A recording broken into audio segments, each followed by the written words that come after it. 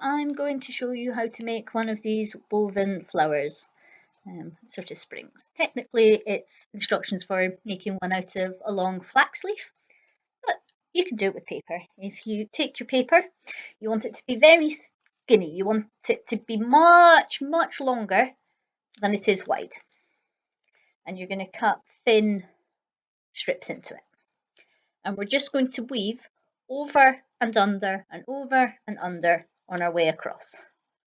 So first thing I'm going to do is fold the piece across, give it a little pinch, and that'll just help things stay nice and parallel. So we go over, make sure you've cut everything long enough, over and over and under. And we have our first piece pointing out. It's now got a 90-degree angle from down this way to up. So we take our second strand. Again, we want to make sure that it's going to fold across at a nice 90-degree angle. And we go over and under and over, and there we are. So we've got our first two pointing out, and this bit's wriggling together. So our next piece, going to pinch that over and under, and our next one only needs to go over. Okay, so when you get to your last piece that's still going in its original direction, when everything else has woven around, this one is going to have to turn back up on itself. And we're going to go over and under and over and under. Sort this so that it sits nicely. There we are. And then we're starting that pattern over again. So it goes over, and we have one piece on its own again. Now done 3 corners. Okay, so this one is on its own. We're going to fold it so that it comes across down the way. You're going to have to start folding here and holding everything together out the way.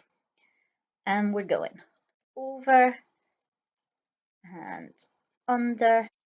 While you're working, it's okay to just have a look at it and just tug things so that you like how they are sitting. That's us back in almost our original direction. 1 corner, 2 corners, 3 corners, 4 corners. And we just keep repeating this around and around and around. What I like to do to mimic the way that a plant leaf gets closer, the closer to the end you are, is I'm now going to take these end pieces and I'm going to put a twist fold there, just a slightly long one, to join these together. Okay, and then I'm just going to start as I was doing before, but this time I'm going to have to start with an under just to match the pattern we've got. So we go under with my pear, over and under. Okay, then back to using singles. We're going under and over, and remember that we've joined these two into a pair, so it's going to treat them as being one strand. And our next one is simply going under. Okay, leaving our two together, pointing out the side. So this now needs to come down this way. So I will give that a fold, and it needs to go under and over and under. Next piece needs to keep going. So this is a pair, and we're going to now treat this end pair as one. So we've got a pair. For me, I have a pair, a single, or however many singles, and then a pair at the other end. And we're just going to go over and under. start to see that spiral now, the number of times I've been around. And normally at about this point, when I've got 3 or so strands left, this is where I'm going to take my glue, put a little dab on the end. If you're using fabric or threads or yarn or something more reliably flexible, you can tie a little knot. That also works.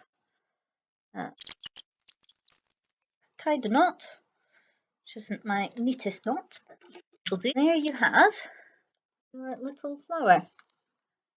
Tradition is the first time you make one of these woven flowers, you have to give it to someone. So if you're at home with someone, you've got a nice little present for them.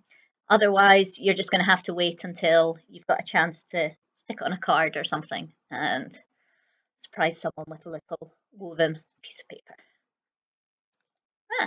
See you around. Bye.